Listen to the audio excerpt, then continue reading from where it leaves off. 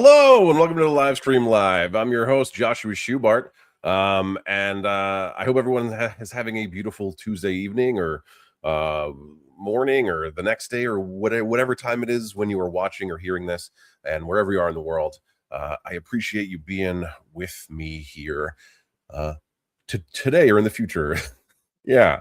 I have a great show for you tonight. A wonderful person that I am speaking to. Her name is Jessica Daniels. She is a casting director who I have known for years and years and years, and she has cast some of your favorite things or worked to help cast some of your favorite things, including 30 Rock, the one of the original Hulk movies with Eric Bana, Brokeback Mountain. Some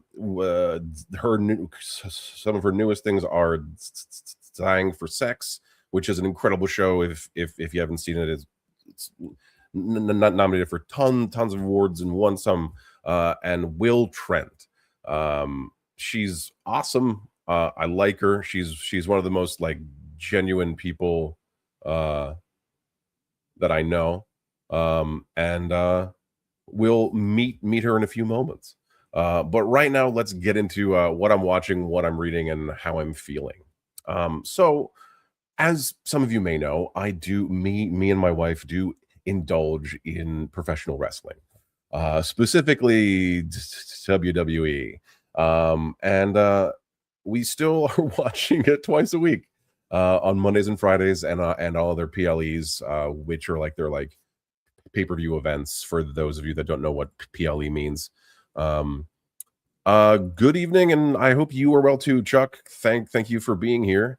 And then dear Josh, a big hi from Colombia. You have a fan club here. Thank you so freaking very much for being ultra great. Thank you for tuning in from Colombia. I'm so happy that I have so many folks there that like to watch what I'm doing.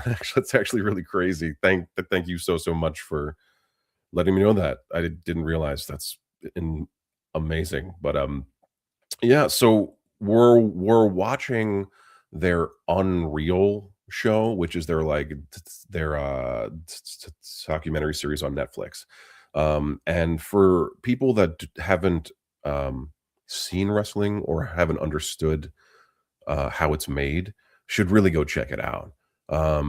It's an amazing good versus evil storytelling in its most basic sense, with just pageantry and gigantic characters, and it is so much fun. I am your autistic friend Lucas. Yes, you are, Lucas. Thank you so much for being here again and for watching. You're an incredible dude, man. I'm so happy that you're here. Thank you. So we're on season 2, episode 1 right now, and it's a lot of fun. I'm rewatching Fallout season 1 with my wife because she just got into it when she had the flu, and I love that show too. I'm a big fan of the games. I'm a big gamer. Right now I'm playing a lot of Arc Raiders. Are any of you playing Arc Raiders that would maybe want to raid, shoot some Arc, have some fun, get some loot? Let me know. But I'm playing that a lot. I will go back to Helldivers 2 at some point, but right now I'm just really enjoying Arc Raiders. So that's kind of what I'm watching right now. I'm also watching a lot of Bluey, a lot of Spider-Man and Friends, a lot of Sesame Street, and a whole fucking bunch of Miss Rachel. I have 2 girls, as y'all now know, so I'm just working through that canon over and over again. It's Bluey actually never really gets old. I don't know if y'all have watched any Bluey. It's pretty amazing how they've written and structured that show. It really speaks to both parents and kids, but it really talks to parents. It makes me cry in the same places every time, and it makes me have the same ahas and revelations. And also, as my kids age, the show hits totally different. It's crazy. It's really crazy. I can see why that show is done so phenomenally well. As for what I'm reading, I'm still reading A People's History of America by Howard Zinn. It's my first time, like I mentioned last week. We're working my way through that book.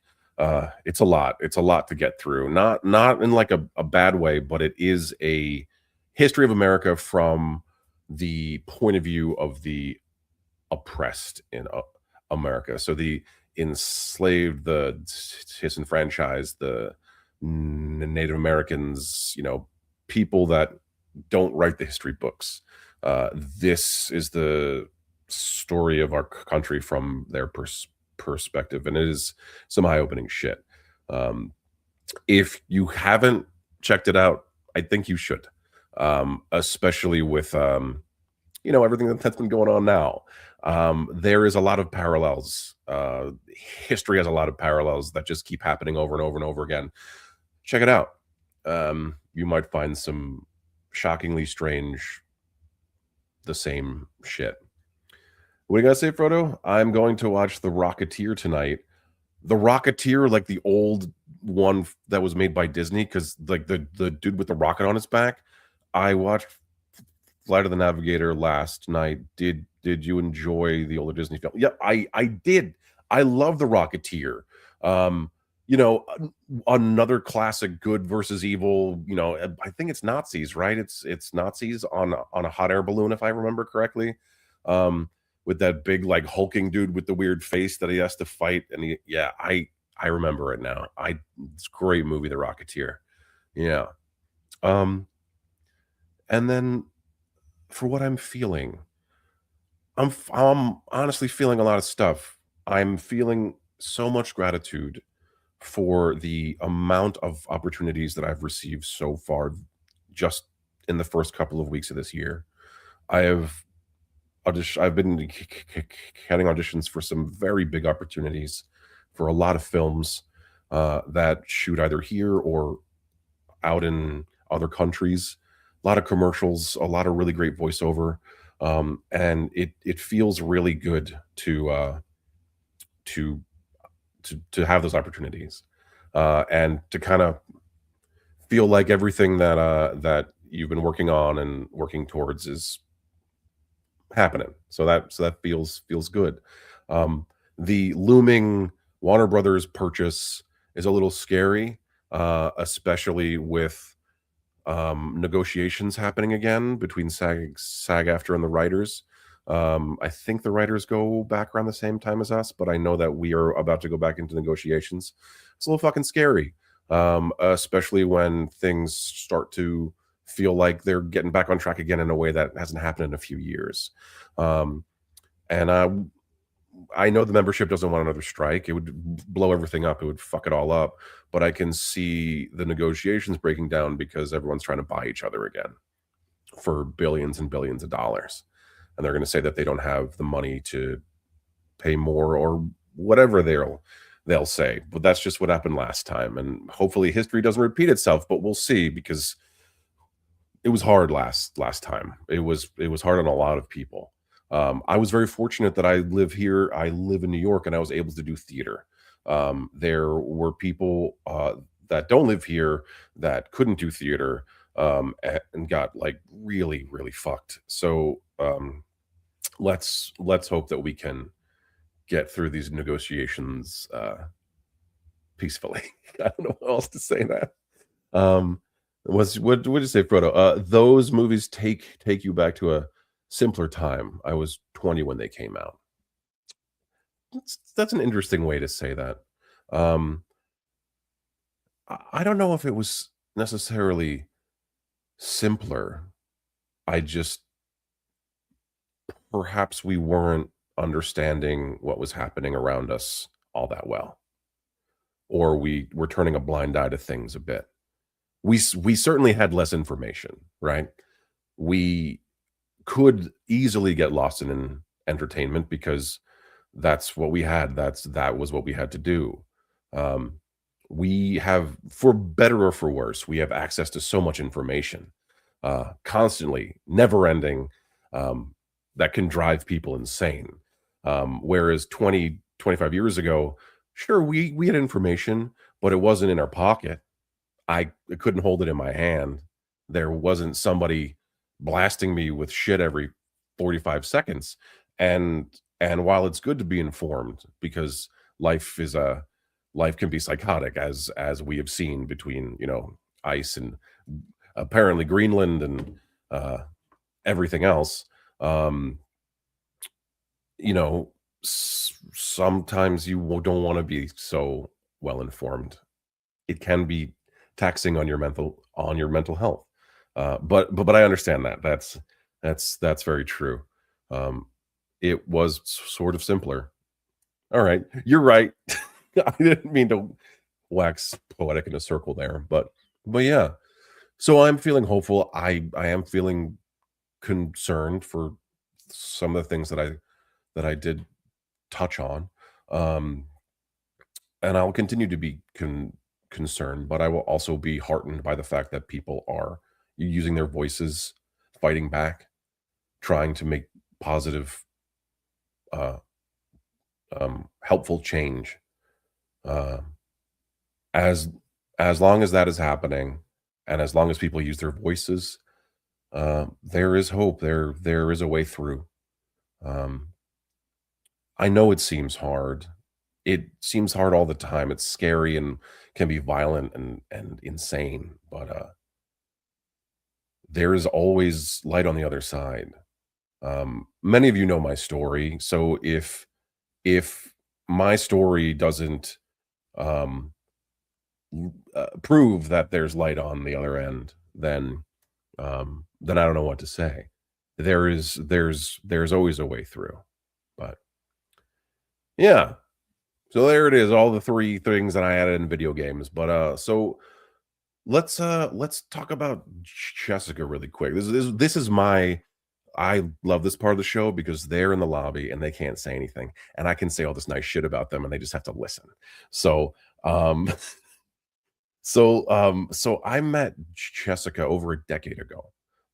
She was one of the first people I met professionally in a room auditioning for a thing. I got brought in for 30 Rock. And one of my first things ever. I was so pumped. It was one of my like favorite things to see at the time. And I was like, I love to watch the show. And I was so excited and so scared. I'd just gotten out of school basically, and I was like, holy shit, I'm going in. I'm going in for a major show. I hope I don't fuck it up. And one of the first people I met was Jessica Daniels, and she made me feel really good. I don't know how else to describe that. Her energy is super chill and very welcoming, and she makes you feel like you can do anything, which is what I miss the most about being in person, is that casting directors are actors champions. We work together to try and get to a place that makes the most sense for the role and for the overall piece. And she is one of the best. I feel one of the best to ever do it. So now that I've said all these nice things about her and I've embarrassed her a little bit, let's bring her up. Hi, Jessica. Hello. Yeah, not good at listening to people talk about me, but that's right. Yeah. Either am I, but now I get to now I get to do it for other people. There you go. Yeah, I love talking about other people. That I can do. So do I. It's one of my favorite things. Third Rock from the Sun, John Lithgow is the natural child. So I was saying 30 Rock, which is with Tina Fey and Alec Baldwin. But I also like Third Rock from the Sun. It's a good show. Yeah, it was a nice. That's a sitcom, right? That's a family sitcom, technically. No, it wasn't. Yes, it was. It was multicam. Was it? Yeah, because of the audience, which we don't get anymore either. Not so much. No. What was the last one? It was like the Kevin James one, right? Yes. The last one. I think there's one. Isn't there like Reba now or something? I don't. Yeah, there is Reba. Yeah, it's the bar. It's the bar one, right? It's like Cheers, but not Cheers. Yeah. I mean, there's something so kind of like theatrical in the sense that you're putting on a play about it, but it's I haven't seen a really terrific one that could beat Golden Girls or some of those. So some of the classic ones. Yeah. Like, oh my God, like Full House, like the Oh ones from yeah, the yeah, 90s, yeah. Alf, Family Matters. take it back. Yeah, Family Matters. That was a good one. Yeah, that was good one. Alf was great. Yeah. Yeah. All right. Hi. Hi. Thanks for being here. Sure. So, a casting director. Mhm. Wow. What's that? What is that? Good question. A casting director is for film and TV, I should specify, because those are the mediums that I work in. Someone that brings a script to life with real people and collaborates with the director slash writer, creator to bring the actors who are most right into that world. So it's a kind of niche job that takes a really long time to build a skill set in, because you're really sort of getting to know the lay of the land. There are thousands and thousands of actors. Sort of honing your taste is something that takes a long time to do, and it really is. Or has been in my experience, and I think most of my colleagues, where you kind of apprentice, like you work for other casting directors for a long time before you go out on your own. And not everyone does. Some people stay in offices, Sure. either big offices or, there are some who decided they want to, stay a casting associate. But yeah, it's sort of it's a hard job to describe in a short sentence. No, sure. Because we wear a lot of hats, and we really, our main goal is obviously, to cast the production, but in so doing, we really we work with a lot of different people and, with different interests, be it the actors or their reps or the creators or, the studio and network executives. A lot of what we do is sort of intensely creative, but we also negotiate deals and have to operate within a budget and, have some. Yeah, well, it's really interesting because you really do work in like a multi-leveled you multitask heavily, and you have to constantly code switch also depending on who you're speaking to. Sure.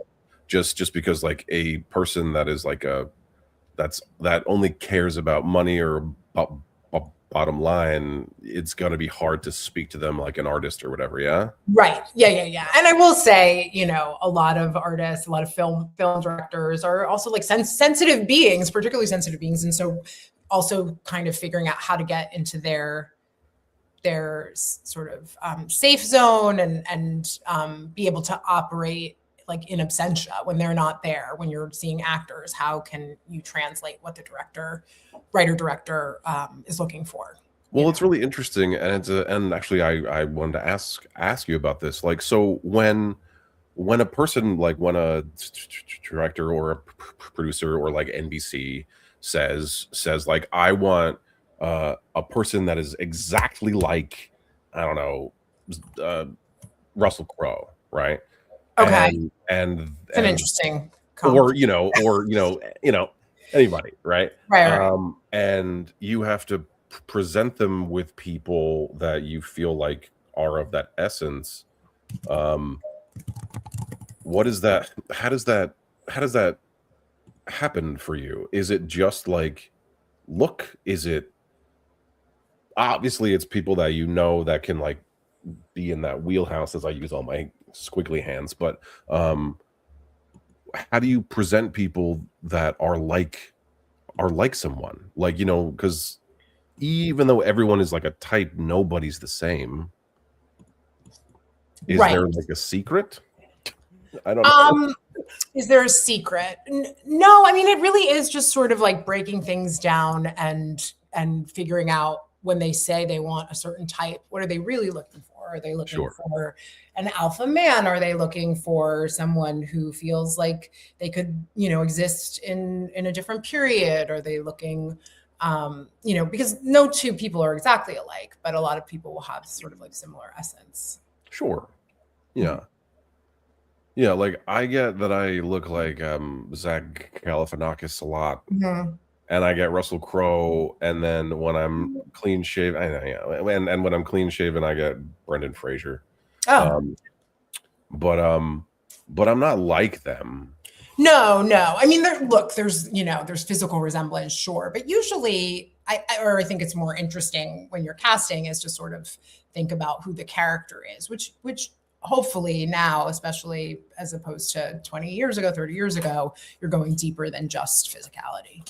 Well, that was a thing that was a welcome change for me. It took a bit, but it always takes a bit, I suppose, because people need to understand who you are as a person. But I'm a larger fellow. I'm tall. So I would get called in for specific, like, hit you in the face people for a long time. Right. And it took a bit, but now I still get called in for hit you in the face people, which is great. But I get called in for a variety of much more emotionally rich roles. Which is wonderful. That's nice. Yeah. Feels good. Feels good. Right. But so why did you want to do casting? That's a good question. Why did I want to do casting? I just, I grew up in New York City. I was a real theater kid, both, doing plays in school and going to as much theater as I possibly could. I went to Stage Door Manor, which is a sort of storied theater camp in upstate New York, and continued in college acting and sort of writing, a little bit of directing, went more behind the scenes towards the end of college. And my first paid job, really like full time, was at Backstage Newspaper, where I had interned one summer, and I got a job as like an editorial assistant there. So my main job was editing casting notices, and then I also did interviews. So I had never really known like what a casting director was or what that entailed, but I ended up pitching an article, where I interviewed just like the top 20 casting directors in film. And so I interviewed 20 people who, I mean, there wasn't as much kind of in the, there wasn't the same internet that we have today. And there just wasn't much like accessible information. So I think it was, for me, just really eye-opening. And it sounded like something that I really wanted to do. And so from that article, I had met from another article, I had met an agent who knew about a casting director who was looking for an assistant. And that's when I pivoted. Well, so you're really good at it. Oh, thank you. You are. I mean, just how you, and I'm not saying that because you call me it, but you're just how you are in the room, how you give notes, and watching the things that you have cast, you create a world that makes sense, and the people that you bring in and that are ultimately chosen are very thoughtfully done, and they're all very, like, you've got a great taste for talent. And I wonder, is that a thing that you've always had inside of you, or have you borrowed from other people that you've worked with? I think I've always had a pretty good radar for talent, but that's another thing, I was talking about, like, honing your taste, like that's part of it. But I've just always been so in awe of talent. And so I do think, I've honed it, but that's something that maybe, I've had for a really long time. I do absolutely, 100% borrowed, learned, stole from, some incredible casting directors that I was able to work with. Both, deciding, okay, I'm not ever going to run my office this way because I went through this and I don't think that that's, the way I want to work with people. On the flip side, I've worked for some incredibly generous people who, really taught me a lot, and I believe in paying it forward. That's great. And I agree with that 100%. I mean, it's Specifically in the casting community, it's a thing that I've noticed a lot, is that because of, I guess, how you operate in the industry, like, I know it's happening now more than ever, where, like, finally you're getting recognized at the Oscars and all these award shows. But Right. for years and years and years, casting directors were like the unsung heroes of our industry, and Right. nobody was talking about y'all. Right. And it's you're as creatively integral as everyone else. Sometimes you are the thing that makes the thing go, Right. that makes it work. Certainly, more so with independent Yeah. films and with big machines, big studio. No, sure. But Yeah.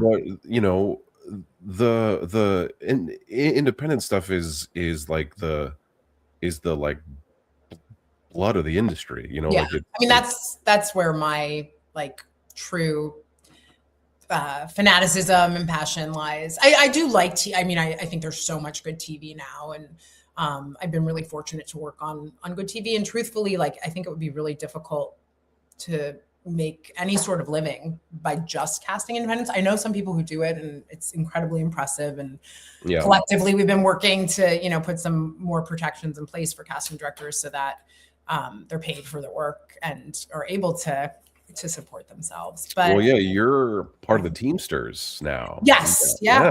That, I mean, that we unionized in like 2006, I think. So it's it was a while ago, but yeah.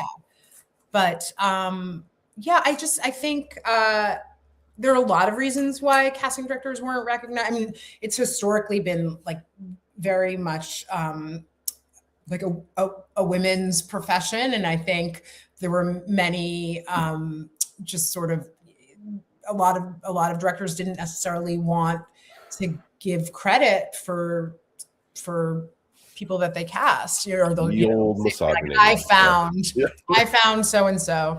But I do think some of that's been changing, and it's really like the Oscars was a huge campaign that a lot of casting directors fought for, and I do think it's really important. I mean, obviously, if you're in this business just for the awards, good luck to you, because it's not going to sustain, I don't think, anyone really. But you really, that is the icing, and it's also so subjective. I mean, it's so nice to be nominated for awards or to get awards, but like, you're comparing different pieces of art. It's just, and there's so much political stuff that goes into it, and campaigning, and I think it's a huge moment this year for the profession. That was really hard fought and hard won. But at the end of the day, like, we're still just almost like we're just on our quest to, like, find the perfect actors for the roles that we're casting. And I know most of my colleagues like are not. We're at our happiest, like, digging, and like meeting people and introducing people. Like, that's one of my favorite parts of my job, that I get to introduce actors to directors and showrunners, and they just really click. I mean, there's something about like matchmaking that I really love about casting. Well, because I mean, we are a industry of relationships, and it's great when you can bring people together that really work well together.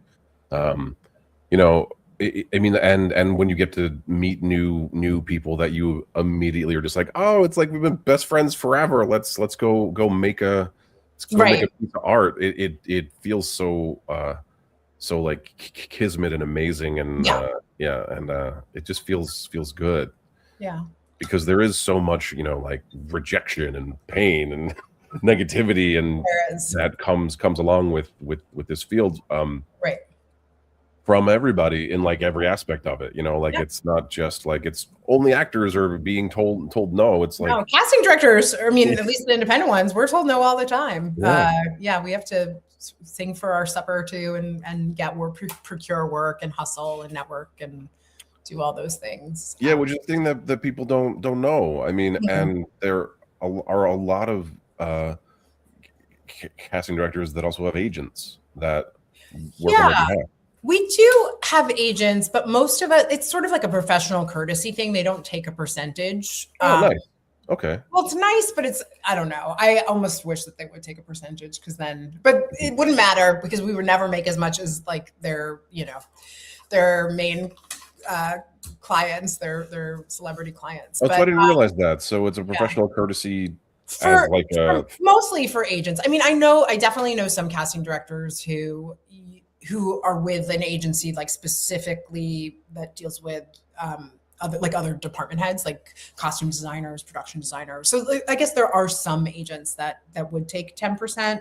And then some will use lawyers. And maybe that would be like a standard, either flat 5% or whatever it is. Yeah. All right. That makes sense. That makes sense. Yeah. Well, either way, we're all hustling for work out there, trying to make it happen. Yeah. Trying to live that dream life. Yep. I had a question up here. It's an award season question that I'll let you take because it's with the award season going on. Can you guys only vote for people in the category you work in? Can we only vote? So, like specifically for either like the Oscars or the Emmys or something? Yeah. Like so yeah. Jessica and I are both in the TV Academy, which we pick who wins Emmys. Oh God, but I can only vote for acting stuff and for overall TV show stuff. Because I'm in the performer category. What can you vote for? So we vote for all the casting categories. We also vote for reality casting, and reality casting votes for narrative casting, even though those are very different. They're very different, yeah. Lanes, but we vote for all the acting categories, which makes a lot of sense since we're in casting. We vote for all the performers, and then just the main categories. So do you? I'm not a Film Academy member, but I believe that only the branch votes for, like each branch votes for each thing. Yeah, and that makes sense. Whereas for the actor awards, because they changed the name this year. We just vote for everything. Right. That's something that we wanted, that we felt was sort of a miss from the actor awards, the SAG awards, that those ensemble awards should just at least name who the casting director was, because I don't know. It doesn't. We don't want to step on any actors' toes, and the union is fully, for the actors. I just think, given the fact that there's a person that like assembled that group, it would be nice. I agree with you, and I don't really know why it's not a thing.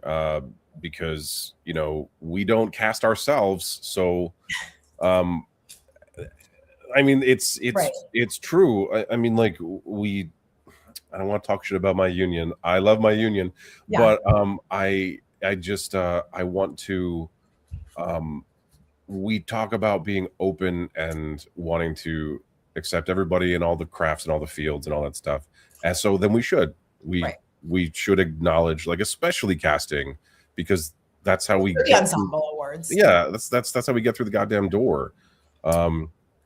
And Bethany K says, because they should name you all. An actress. Hi. Yes, she is. She's a wonderful actress. Hi, Bethany. I agree. She agrees too. You should be named. I mean, it's all the same nacho. Like, we're all doing the same shit. Like, I don't know, like, it's, anyway, like, what was your favorite thing to cast in the beginning? Like, what was the project that you got on when you were an assistant, where like you were like, oh shit, I fucking did it? I don't know if I felt like I fucking did it. It's funny though, a couple of the movies that you mentioned, like for the Hulk, I was Avi's assistant on that, and for Brokeback, I was one of the associates. I think there were two of us and an assistant. But so those were really amazing, just also in terms of who we were meeting, the directors, the actors that were coming in for those movies extraordinary. It was a different time.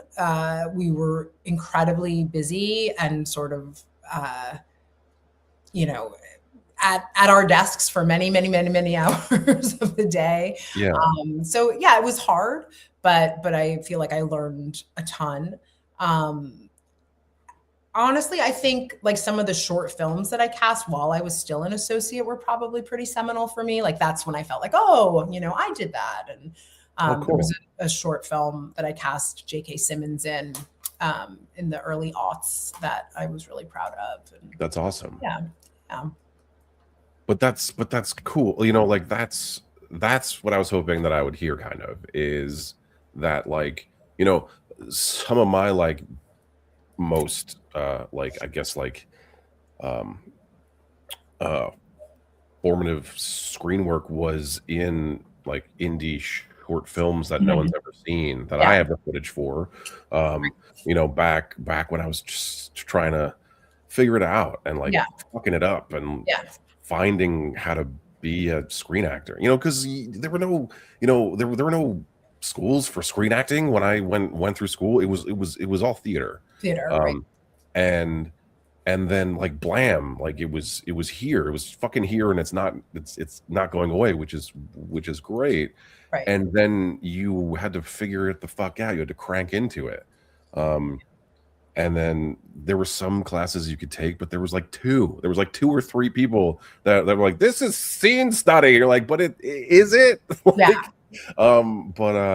So it was in the beginning, when you're just like fucking around trying to work it out, and then you like hit something so magical on the head. That feels so. And I mean, I will speak for myself. Like I, have imposter syndrome, especially, when you're starting out. And that's another thing about casting. Like it is really subjective, right? Like, I mean, some people, you froze for a sec. I think we're good. Sorry. No, don't apologize. I think, you do have to figure out where you advocate for someone that you think the team isn't necessarily seeing, or, if you, just really believe that someone's right and need to prove your case, or like when you step back. So just like learning interpersonally, like when it's worth it to sort of throw down, and when it's best to play nice. More often it's best to play nice. I mean, that is something about casting. Like we're usually curating a group of actors for, the creators to choose from. I definitely have some film directors that I work with that are, it's not necessarily, the process is not as sort of like regimented necessarily as like television, where you're sort of presenting for, let's say for a guest star, you're presenting 7 choices, or 6 to 8 choices for them to choose from, but you're not making the final choice, right? So how has the load changed now that we're in like self-tape land? Like I know it was a lot before, but has it, like I've heard that it's like quadrupled because you can send more tapes? Yeah, I mean, it's changed, right? I mean, I think there's an expectation now that you have to see more people because you can, and that things happen a lot more quickly because they can happen. I miss being in a room and being able to actually like, connect with people and get a sense of people. I still do Zoom auditions, not for, every actor. I mean, I offer them for every role that I cast. Some actors prefer to self-tape, but I still try to make a lot of time for generals and just to get to know people, because it's crazy to me that like there's a whole, class of actors that have come up just since the pandemic. And I haven't met a lot of them. I haven't met certain people I've sent to sets, which, usually I'll like at least chat with them, but not always, so it is kind of wild in that sense. But there have been some benefits to it, right? We have more access to people all over the country or the world. We as casting directors have access to projects, overseas more so than we did. And And, you know, there is sort of a flexibility, I guess, that wouldn't necessarily have been possible before. Like when I used to do pilot season for 20th, where I would cover New York pilots. I would cover all of their pilots in New York. So, you know, they wouldn't necessarily all be shooting here, but I'd be working with all the different casting directors to make sure that the New York talent would get seen. Oh, but cool. that doesn't exist anymore, you know, because it's self-taping. So yeah, just the whole way we work has changed. But what I was going to say, when I was seeing those actors, I was in session from, you know, 9 in the morning until 6 at night. And so it wasn't as possible to, like at that point I was just working for the studio for 3 months and didn't have other projects. But I think now, like, you need to have more projects than you used to because they're more few and far between. Sure. You're not in a room all day, so you do have a little bit more time and flexibility. The downside, though, is huge, that you're not, you know, physically meeting people, which, but if you're watching, business is strange, you know, it's just strange. Twice the auditions, right? So you're watching like two times the load or whatever, maybe. Yeah. How is that not more work than you had before? Because you used to be in the room, right? And okay. Yeah, so it's definitely. I don't think that portion is more work. I do think you're expected to see more people, and so maybe like that becomes more work. Do you like shoot notes out, or is that not possible anymore? Well, certainly on Zooms I do. And then, yeah, it depends. Like it's very frustrating, truthfully. And especially if it's an actor I know, if they send in a tape and I'm like, oh, I just wish they were, you know, had done one thing differently. And if there's enough time, I will shoot notes back and say, can you just retape and play it this way, or pop on a Zoom. Let's just get you sure with a take that's, you know, less severe or whatever it is. But yeah, it's not the same as with every actor. We could adjust and make changes. Yeah. So I've found from my end that the way that I've been auditioning has changed drastically also. Yeah. How I've been like using my frames specifically, and like things of that nature, like movement has become a thing that that I've been doing a lot more of, in a way that not like but like using my frame, trying to like give the idea of like moving through the specific shots and all that stuff that would be in the thing, because there are people that are literally like editing their shit like they're like in the show now, and there's like this expectation where it's like it's not just an audition anymore, it's like a mini production, a fully realized piece. That's unfortunate. Even though the union says and everybody says like you don't need to do these things, like there's a baseline now. Like if you don't have like a sort of like a mini studio that you can be in, you're kind of at a disadvantage in a way. Even though no one's saying that, it's a thing that is. I'll say it. Like it just I haven't seen auditions that are like cut together really, but just in terms of like an actor who has a really fancy camera, it does make a difference. You know, I do think that computer cameras and you know the advanced iPhone cameras are more than, you know, sufficient. But if you have an older computer or you know like an older phone, it's not great. Even just like subconsciously, I think people watching it, not just me, but you know, the producers watching a tape that's not good quality or doesn't have good sound, it's hard to, you know. Well, I mean, that's what they're used to watching, is like high quality stuff all the Although time. they are now more accustomed to watching auditions that are not. And I mean, just because they used to have all the auditions that would be completely uniform, right? It would have the same backdrop, it would have the same reader. And now I think that they are more accustomed to not having that common denominator and just judging from a lot of different takes. But well, that's good. Yeah. I mean, it's yeah, right, because that's what you hope for, because that's what we're fucking doing now. Yeah. So there's some pluses. Yeah, some. I do like that you said that you figure out a way to use the space, though, because that I think is something that not as many actors as I wish would take advantage of. That you really do. Because it's your space. Like it's and it also like you like show them that you understand how to operate in your frame. Mm-hmm. So there's like things that you can do to like subconsciously say like, hey, I know what the fuck I'm doing on a set, right? And you can make that happen in your tape. Yeah.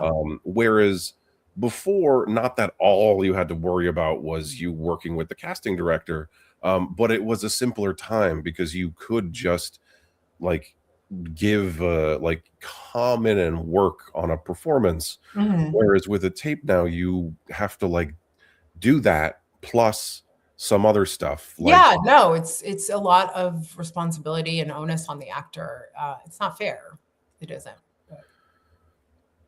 I haven't ever known the industry to be very fair, so no, I don't. That's a good point. And I said this the other day. Like so I shot a commercial audition like a short film because I know how to, because I make my own stuff, right? And specifically with like commercial auditions, they come in with like shot lists. And they're like, auditions come in with shot list, I guess.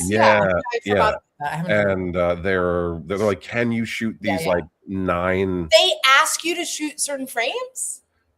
Yeah. So because there's no regulation. Like so a heavy lift. Yeah. So it's all like, some of them send literally packets of like, this is the frame for frame shot list of what we want to shoot. Here's the like blah blah. So I had one a month ago, where they sent me like a shot list, and it wasn't like anything crazy. Like I used like my like kids stuffed animals and like a bag of flour and my like and my treadmill over here. But I did shots and I edited them together and I made a 2-minute short film. Did you book it? I hope so. Didn't even get a call back. Wow. But I got like a message from the casting directors that were like, we love that. Thank you. And it's like, you're welcome. But how many hours did that take you? Truly, though. 1. It took me. Oh, that's unusual, but okay. Yeah. But I also do a lot of my own shit for the internet anyway, because I'm always on social media. I'm always doing all that stuff, blah, blah. And I've been editing all my own like things for the past since 2020. So and I also like color correct my auditions and shit like that. So I'm probably doing too much stuff, but I want to stand out, Right. I want people to look at me, damn it, Jessica. We are. I don't even notice. I mean, honestly, and it's a tricky one. It just is, because we, for the most part, I think casting directors really, even if it wasn't like 100% back in person, for it to be more hybrid, not to have as much self-taping and I would love for there to be more like virtual stuff. Like, I know it's not cost effective to go back into the room or whatever, but like, who cares? You're spending money on like balloons and shit that cost more than. It's short-sighted, because it's also all the actors who are coming up and not going to have any sort of people skills, right? I have noticed that a lot, actually, like working with younger actors or just being around them. They don't know what the fuck is going on. And that's not to say, like, oh, young people are stupid, but like one of the things that I had to shake off when I got out of grad school was grad school, like the shit that they put in your Yeah. head, and it's not going away. Like, people aren't getting like, I don't know how else to say it, but like when I first got into the room in person, like I was getting like not shit on, but I was being told the truth. Like no one cares about your MFA. You're not the most important person in the world. There are people that have been working in this market for decades. Like, you got to earn your way in. And Right. grad school taught me that I was the best one that's Right. coming, Right. and everyone else is trash. But that's just what they do. Yeah, they build. Yeah. And I also just mean like getting an idea, like, you know, fresh out of the gate, like what type of notes casting directors are asking of you, adjustments. yeah, Just not kind of like making things up. But no, yours is more fun. No, mine is more forceful, I will say. But I agree with that too. Like, just understanding the vocabulary is very important. And it's one of the things that I had to learn too, was the vocabulary, and it's very universal, and you need to know what it is. I just got a brick of text. Hold on a second. We still need schools to responsibly teach their students what to expect when they get out. Really, here are the things you should know. Here are the things people will try to sell you, who you should trust. No, sure. I agree with that. Right? It also completely changes every couple years. I went to film school, which was very educational for an MFA, but also very expensive, and kind of in a transition period where they weren't teaching that much TV, but you know, most of the money in the industry was heading towards television. And, But in the same way, my class was 70 people, ostensibly like 70, you know, writer directors and producers, and a lot of us are still working in some capacity, but very few are, you know, directing full time. Sure. Yeah. It's hard to do it, you know, like it's a very specific mindset and person that can like stick to it and be okay with like trying to do it. Like, right. And I don't think we talk about the other thing, like of being an artist and like just needing to put food on the table, right? Yeah. There are some people who come from, you know, a situation where maybe that's not they have some access to finances that allow them to pursue their art without that extra burden. But that's a real thing. You know? I wish I knew what that was like. That would be so much easier. Yeah, I don't. Yes, it would be easier, I think, for sure. But look, I mean, that's amazing. Like, I'm so happy that the people just got to pursue their passions, and that's it, without having to worry about anything else, whether it be rent or insurance or food or whatever. But ideally, everyone could pay their bills by just, you know, working and making a living wage and all those things. But you know, it gets pretty tricky. It does. It certainly does. But I mean, but a long time ago, I removed my mind or whatever from like, I have made it if X, Y, and Z happens. Oh yeah. To I have made it if I can pay all my bills and have where I live paid for, and you know, have a life that I want. Right. And in that regard, I've made it. Right. And it's funny. I think I don't think of it as making it anymore, because like that sort of insinuates that there's like an ending point and you keep going. So it's but feeling successful. What are the things that will, you know, give you confidence that you're doing what you're meant to be doing and that it's paying off in some way. I do agree with you in that sense, where it's like there is no end point. Like I have talked about this a lot with people, and it's like I'm gonna be doing this until I physically can't anymore. Right.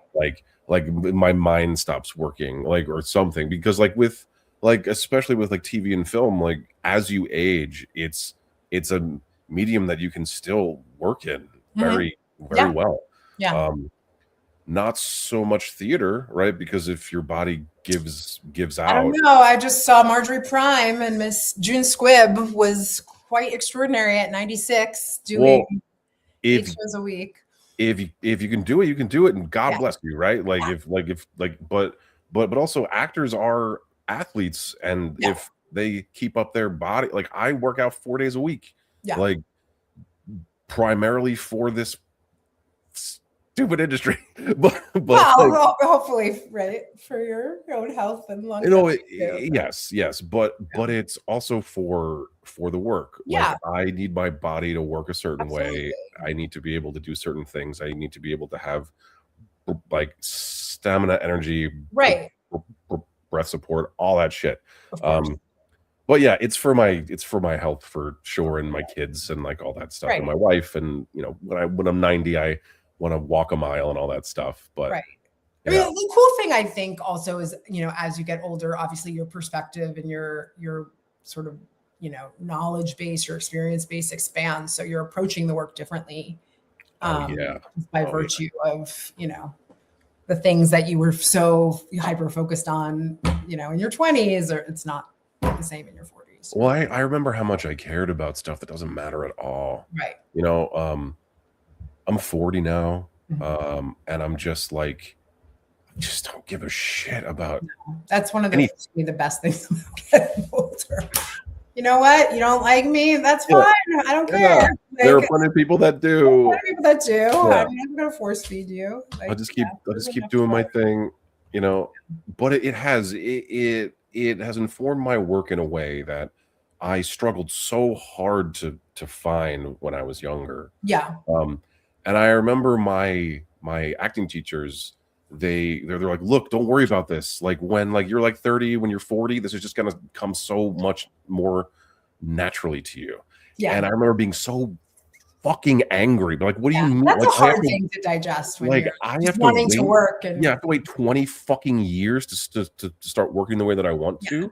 Yeah. And they were like, yes, honestly, yes. And it's true.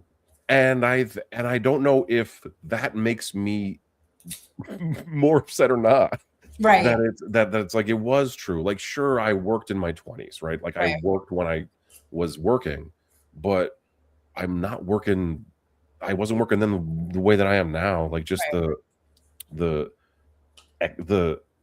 access to me, because I've shed a lot of care for how people perceive me. Yeah.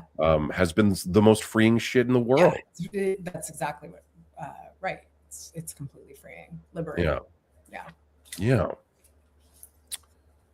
This has been a fun conversation, man. This has been everywhere, right? Yeah. Reese getting older. There's lots of good things about it.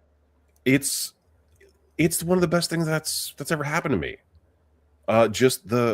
And having kids and getting married. You know, like everything that I was told that I wasn't allowed to do. You know, we were told we weren't allowed to have these things as creative people. Right. Our main focus has to be creation. Right. Has to be this thing. You'll never be successful. It's bullshit. Yeah. It's the only reason that I'm as successful as I am is because of my family. Mm-hmm. Because I thought that I was motivated before. Watching my kids get born, nothing will ever motivate me more than that. Yeah. And I think they teach you so much, or I feel like my kids have taught me so much. That's informed my work, and really, I can't imagine now life without them. So. Well, because they remind you of all the things you've forgotten, right? Yes. Yeah. And to like stop and really look at things with fresh eyes, and Like I remember when my oldest daughter, the first time she ate ice cream, right? Watching her experience that for the first time, I was like, oh yeah, that's what that's like. Right. You know, and that's what I mean. Like all of these experiences that we take for granted, they're experiencing for the first time. Totally. Even all the pain, even getting hurt. Right. You know? And they're so present. I mean, that's we Yeah. live so much of our lives in our heads and in the past and in the future. It's like to just really be present and play with it. I mean, my kids are a little older now, a lot older, 11 and 14. But yeah, especially with small kids, like just to be with them is something that as adults we don't, I don't know, we're not encouraged to do so much. Right? We're not allowed to play anymore, or we're allowed to put to play very specifically. Right. Which is kind of, I guess, what we get to do in our work is we get to play. Yeah. Which is spectacular, and like when it's really working right, that's why it's working, is because people are playing around and having fun. Totally. Yeah. I love that. I love that so much. I do too. Yeah. So are you working on anything now that you're allowed to talk about? I'm casting season 4 of Will Trent that just started airing a couple weeks ago. That shoots in Atlanta. But I cast the guest stars, the recurs from New York and also LA or anywhere really. And then I work with a team in the Southeast that does the local casting. And that show's been really, I'm just such a fan of everyone that writes for that show. And it's a great show. It is really it's a great show. Like it's one of those rare like TV shows that's like a serialized crime show or whatever that is like a procedural. But it like has some edge. It has humor. But that's the thing. Like it's really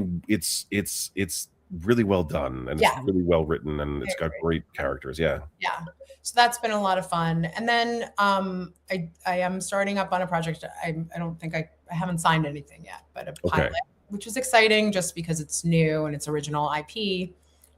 So that's going soon. And then I have a bunch of independent films in like various stages of finance that I'm working on. One that's likely going to start shooting in June, so we'll gear up to start casting in a couple weeks, and a lot that I'm attaching. I mean, we spoke a tiny bit about this at the beginning, but so with indie film, when people bring you on, we're a bit over an hour. Is yes. At some point, I have to go check on the pilot. As I will ask. Counterparts are probably reaching out. But I will ask you this, then I'll ask you the like ending thing, and sure.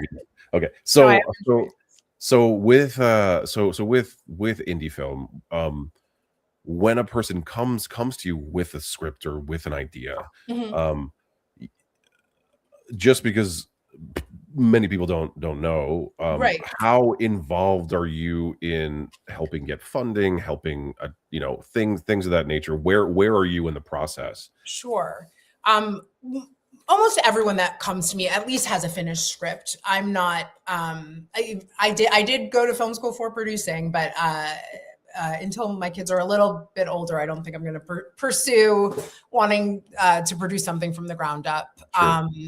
But yeah, usually I get scripts that don't have any actors attached. And so my coming on board is part of building the package and financing. So bringing on an actor, potentially, who is going to trigger financiers to fund the film, or will attract other actors, in pulling it together. I think, especially now it's so hard to get things financed, but I need to know that a film is at least, real enough that it's not, they're not going to just be looking for an A-list actor that's not going to work on it. Right. It's going to be, in development for years and years. So it has to, it has to be somewhat formed. So how do you handle that? Right. Like if they're like, I want Brad Pitt, right? And then you're like, well, you have like a $2 million budget. So how are you going to hire him? He gets paid more than that just for showing up. Right.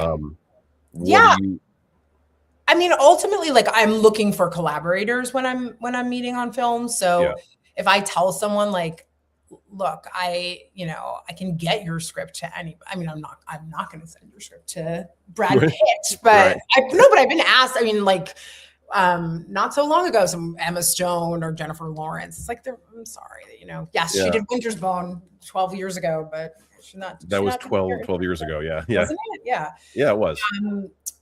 So yeah, there has to be like some sort of understanding, right? Where like, we're existing in the same universe in that, this is what your budget is. This is the likely tier of actors you're going to target. Do you want to, try for someone that's maybe like a little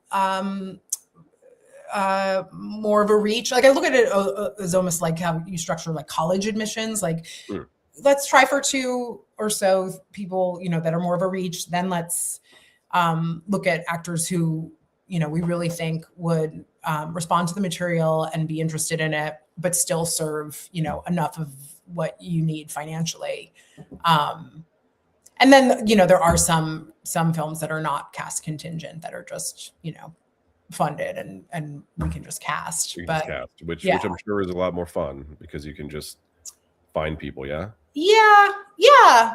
Or maybe not. Maybe you like it just depends, I guess. It's not that I would say like those are necessarily more fun. Like it's more of a relief, I guess, because a lot of times now, like the first thing an agent will ask you, like, is it financed? And like, well, no, but no, but you could make it happen, maybe. Hey, yeah. And I would just say, like, it's important for any of your filmmaker listeners, just to also, think about like what differentiates the script. Try to be as objective as possible. If it is an independent film, make sure that lead or those 2 leads are really juicy roles that people are not seeing. It's just, you have to kind of differentiate yourself from the pack. There has to be a real reason why an actor of caliber would want to sign on.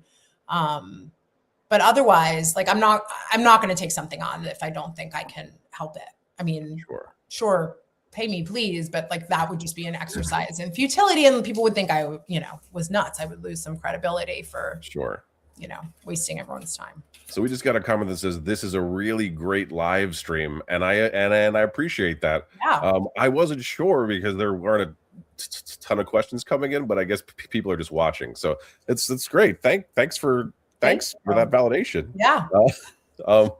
So here's the thing that I ask everybody at the end. Mm-hmm. So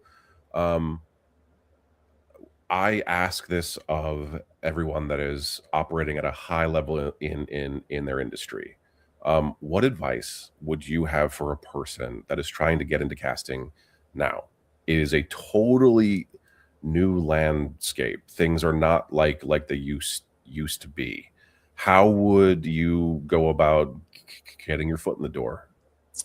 Yeah, it is different. I mean, it used to be you had to intern for like no pay, just to get in. And now I think it's difficult to find internships that if you're not in school, you can do it. And also because so many people are working from home, I think there's less of an inclination to take on interns because it's just harder to manage when you're not in the same physical space. What are they going to be in your house, right? Like, right.